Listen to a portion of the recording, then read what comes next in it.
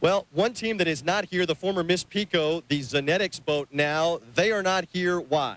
Well, they had a very disappointing DSQ following what appeared to be a second-place finish in Evansville. Fred Leland decided he wanted to go back to Seattle to get ready for next week's Gold Cup. Whether that's a better strategy than running here all weekend, as many boats have done, and solving those fuel problems that came with some new regulations, we won't know until we get together in Detroit. Miss Budweiser has won the first two events of the season, and now with Zenetics out of the way, probably the two strongest contenders, the Freddy's Club and the York Heating and Air boat. Now, kind of opposites. The Freddy's Club qualifying very fast, but then running into trouble, Steve. Then the York Heating and Air boat having all kinds of problems in the beginning, but now they come on in the first two heats. That's right. Mark Webber hit a log here on the Ohio River. It really buckled the rudder. Fortunately, it did not tear out the transom of the boat. They had it fixed in time to race, and they've won every time they've gone onto the water. Jim Harvey's boat, the Freddy's Club, with Mark Tate in the cockpit, qualified very, very fast, running Budweiser-like speeds. Lost a gearbox their first time out today. They are finished, unfortunately, and we won't have the Freddy's Club with us here for the rest of the show. Unfortunate break for them. We'll see what happens in a wide-open situation now here in Madison. Qualifying there complete. Miss Budweiser obviously taking the top spot.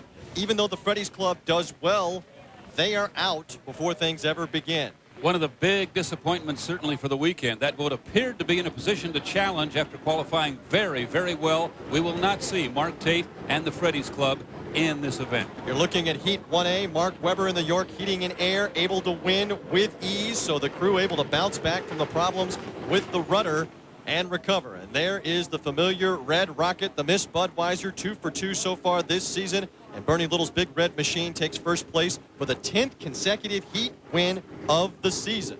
He told you a third heat here in Madison, Heat 1C. Mike Hansen in the Jones Racing boat takes the checkered flag, winning his second heat in as many weeks. And as for Mark Tate in the Freddy's Club entry, an early in for their weekend. Got to be disappointed with what went on. They went out of commission and did not even get off the ground in Heat 1C.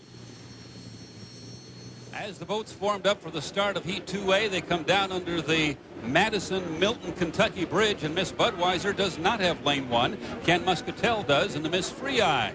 Out in lane 3, it's Mike Hansen in the U9 Jones Racing, and Charlie Wiggins doing a nice job in the hometown Miss Madison as lane 4. On board with Dave Vilwalk, they've been perfect so far, 10 for 10 in heat racing, and you can see conditions still choppy on the Ohio River as we've moved over to the other side of the state of Indiana.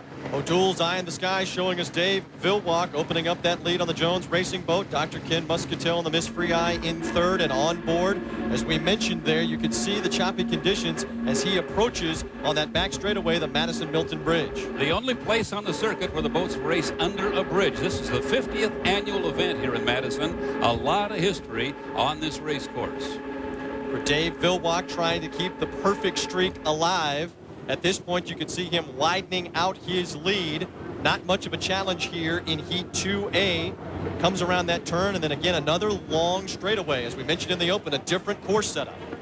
Dave Vilwalk on his way to victory in a heat sponsored by Bob Hughes, the president of the Miss Madison Foundation, in memory of his wife Carol, who passed away just recently. And Dave Vilwalk here, the view he has as he takes the checkered flag. So another win in the heat for Miss Budweiser. And there you see the standings. Jones Racing in second, Miss Free Eye in third, and the Miss Madison coming in fourth here in the hometown race. Charlie Wiggins going outside the race course. That's what they were referring to. And now you're looking at Heat 2B as they line up. And we'll take a look at the lane assignments. Well, no surprise that Mark Webber and the York Heating and Air grabs lane 1. He's a master at that. He has teammate George Stratton right next to him. Then the yellow boat, that's the Lumar window film. And on the outside, Mitch Evans and the piston-powered Master Tire. See at the start, the teammates right there head-to-head. 3 boats across into the first turn out of the O'Doule's eye of the sky. On the inside, Mark Webber in the York Heating and Air. His teammate, as Steve mentioned, the Appian Geronimo, is George Stratton. And you're on board with Jimmy King in the Lumar window film. Look how bumpy that ride is. Jimmy King headed up the Kentucky side, and he had the race in front of him between the USA Racing partners. Right here, a little bit of rough water for the York Heating and Air boat. And George Stratton took, I think, the first lead of his career as a driver, TJ, in the Appian Geronimo. Right here, it looked like a tremendous boat race, but Mark Webber had the inside. That would be key. Keep in mind, the York Heating and Air boat, the yellow boat, had problems with its rudder in qualifying. They had to repair it, and now look at the acceleration as they come back around here on that home straightaway stretch. You look at what it is exactly like to go under that bridge that we've been telling you about inside of Jimmy King's boat. Get a viewpoint of that. Still, though, George Stratton holding on to the lead here in Heat 2B as he comes across the start-finish line.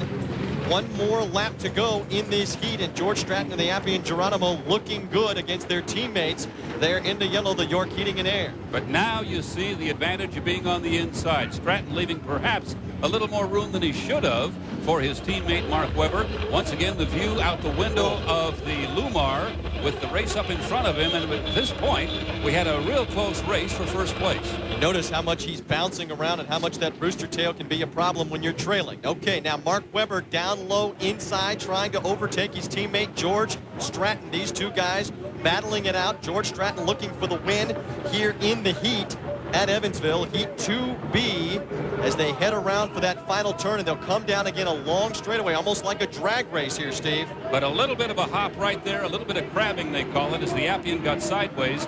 The Mark Webber-driven York Heating and Air able to move inside and take the lead, and that was the story of this boat race, this particular heat. But a great job by George Stratton, a rookie driver in the Appian Geronimo, and these two put on a great show for us here in this heat. So Heat 2B in the books, and a nice recovery for the York Heating and Air team as they are victorious yet again. You see the results, the Appian Geronimo in second, Lumar Window Film in third, and Master Tire unable to complete things in this heat. That's big for the point standings. You want to try to finish